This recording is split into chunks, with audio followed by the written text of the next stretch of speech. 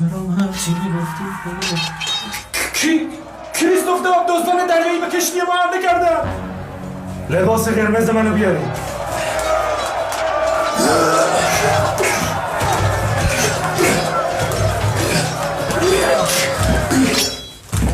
ما پیروز شدیم.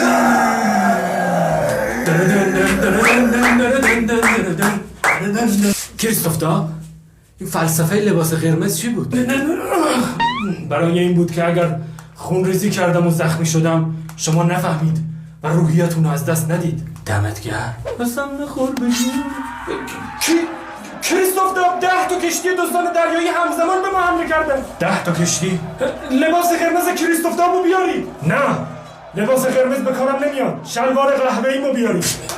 شلوار قهوه‌ای تو اسکله جا گذاشتی کریستوف. خب پس به جاش برن. کارت بیارید منو روش بذارید که من